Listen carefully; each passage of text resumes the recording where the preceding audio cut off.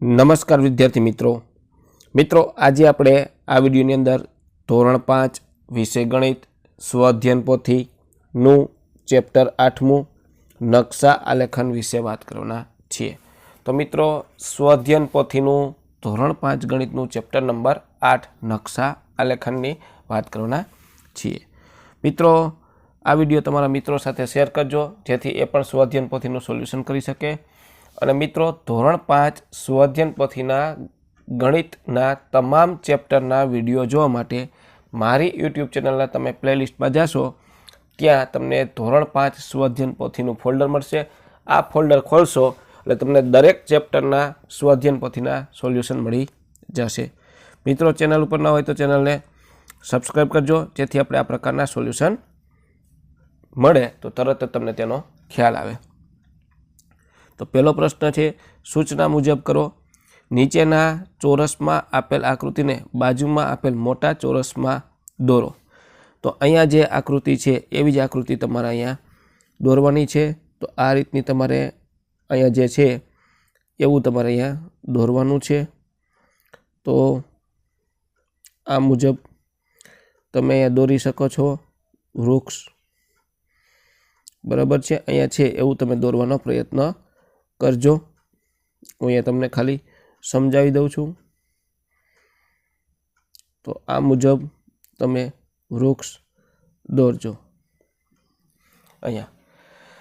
તો આ રીતનું તમારે વૃક્ષ અહીંયા દોરવાનું છે। અહીંયા છે એવું જ સેમ ટુ સેમ વૃક્ષ અહીંયા દોરવાનું છે। તો કાળજીપૂર્વક તમે અહીંયા દોરજો।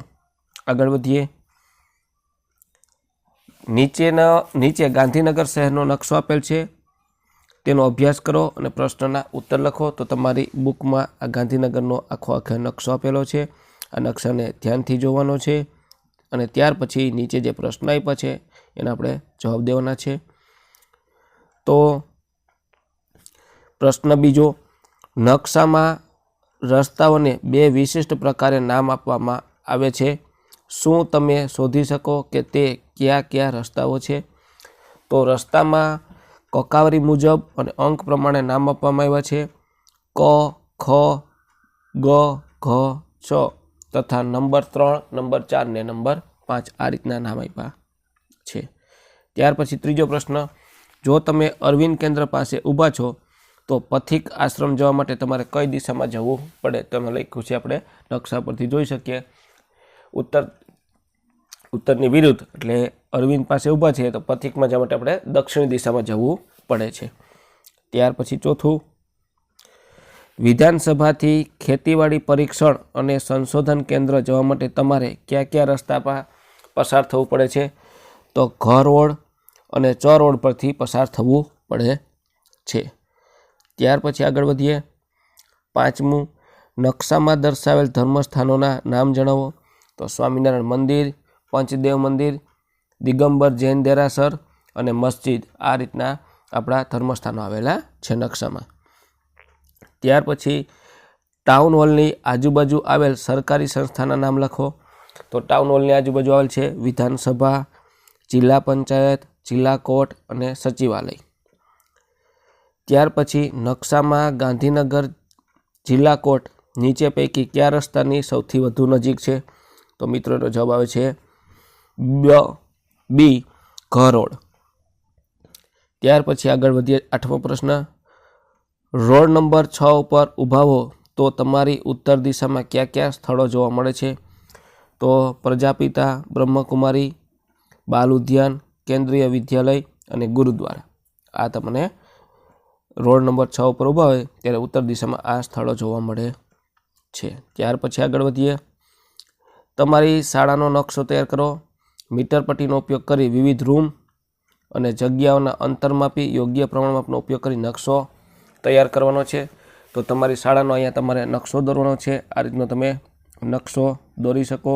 રૂમ, પછી આ એની બારીઓ છે, આ એના દરવાજા છે, તો આ રીતના તમે દોરી શકો। આ લોબી છે, પછી અહીંયા શાળાનો બગીચો છે આટલા ભાગમાં, આ ટોયલેટ છે અને આ આપણો શાળાનો મેન ગેટ છે। તો આ રીતનો તમે નકશો તમારી મુજબ જાતે અહીંયા તમારે દોરવાનો છે તમારી શાળાનો। તો સરસ મજાનો તમે નકશો દોરજો। ત્યાર પછી નીચે ડાબી બાજુના ચિત્રને જમણી બાજુના મોટા ચોરસમાં દોરવાનો પ્રયત્ન કરો પ્રમાણ માપનો ઉપયોગ કર્યા વગર. અહીંયા જેવું ચિત્ર છે એવું સેમ ચિત્ર તમારે અહીંયા દોરવાનું છે. તો આવું ચિત્ર તમે જાતે દોરી શકો છો આમાં જોઈ. ત્યાર પછી આગળ પ્રશ્ન 10માં તમે દોરેલ ચિત્ર તમારા મિત્રના ચિત્ર સાથે સરખાવો. શું બંને ચિત્ર સરખા માપના છે અથવા ક્ષેત્રફળ ધરાવતા છે? આવું શા માટે થયું છે? તમારા શિક્ષકને આ બાબતે ચર્ચા કરો. બરાબર છે. તો અહીંયા તમે જે ચિત્ર દોરો અને તમારા મિત્ર સાથે સરખાવજો, બંનેના ક્ષેત્રફળ સરખા છે કે નહીં એ ચેક કરવાનું છે. ત્યાર પછી આગળ વધીએ. અહીંયા આપણને એક જનપથ, રાજપથ આ રીતનો એક નકશો આપ્યો છે. બરાબર છે. ઇન્ડિયા ગેટ ને તો આ રીતનો તમે નકશો જોઈ શકો. ત્યાર પછી આપણે પ્રશ્નોના જવાબ દેવાના છે. અહીંયા માર્ગના નામ અને ખૂણાનો પ્રકાર, લઘુકોણ, કાટકોણ કે ગુરુકોણ. રાજમાર્ગ અને માનસી માર્ગ તો કે કાટખૂણો બને છે. રાજપથ માર્ગ અને માનસી તો અહીંયા તમે જોઈ શકો છો આ અને આ અહીંયા 90નો ખૂણો બને છે એટલે કાટકોણ. ત્યાર પછી માનસી માર્ગ અને અશોક માર્ગ તો એમાં ગુરુકોણ બને છે. આપણે જોઈએ આ માનસી માર્ગ અને આ અશોક માર્ગ તો અહીંયા 90 કરતાં મોટો ખૂણો બને છે એટલે ગુરુકોણ બનશે. ત્યાર પછી માનસી માર્ગ અને અકબર માર્ગ તેમાં લઘુકોણ બને છે. આપણે જોઈએ આ માનસી માર્ગ અને આ અકબર તો અહીંયા 90 કરતાં નાનો ખૂણો બને છે એટલે લઘુકોણ આવશે. ત્યાર પછી આગળ વધીએ. કોપરનિક્સ માર્ગ અને તિલક માર્ગમાં છે ગુરુકોણ બને છે. તો કોપરનિક્સ અને તિલક માર્ગ અહીંયા છે. આ કોપરનિક્સ માર્ગ છે અને આ તિલક માર્ગ છે. આગળ વધીએ.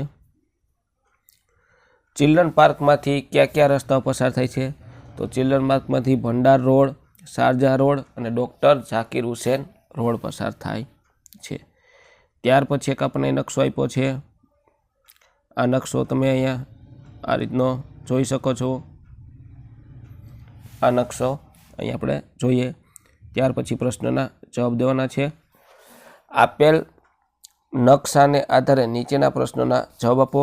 લાલ કિલ્લાથી દક્ષિણ દિશા તરફ આવતા કોઈપણ 3 સ્થળના નામ લખો. તો એમાં મેડિકલ કોલેજ, ઢીંગલી સંગ્રહાલય અને નેશનલ સ્ટેડિયમ આવે છે. નકશામાં આપેલ પ્રમાણ માપનો ઉપયોગ કરી રાષ્ટ્રપતિ ભવન અને ઇન્ડિયા ગેટ વચ્ચેનું અંતર કિલોમીટરમાં લખો. તો આપણને જે માપ આપ્યું છે 1 સેમી એટલે 2 કિલોમીટર. માપપટ્ટીની મદદથી આપણે માપવાનું છે અને ત્યાર પછી 1 સેમી હોય ત્યારે 2 કિલોમીટર લેવાનું છે. તો એનું અંદાજિત અંતર થાય 19.6 કિમી. જામા મસ્જિદથી દક્ષિણ દિશામાં 10 કિમી અંતરે આવેલા સ્થળનું નામ લખો. તો એમાં આવશે ઇન્ડિયા ગેટ. ત્યાર પછી આ રીતનો એક નકશો આપ્યો છે.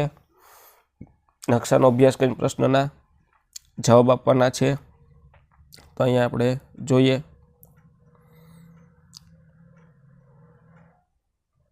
વર્ગખંડના નકશામાં નજરે પડતી વસ્તુની યાદી કરો. તો switch board, laptop, projector screen, panel board, ખુરશી, ટેબલ અને પાટલી. પ્રોજેક્ટર સ્ક્રીન મુખ્ય ટેબલથી કઈ દિશામાં ગોઠવાયેલું છે? તમારો જવાબ આવશે ઉત્તર દિશા. ત્યાર પછી નકશામાં દક્ષિણ દિશામાંની દિવાલ પર કઈ કઈ વસ્તુઓ જોવા મળે છે?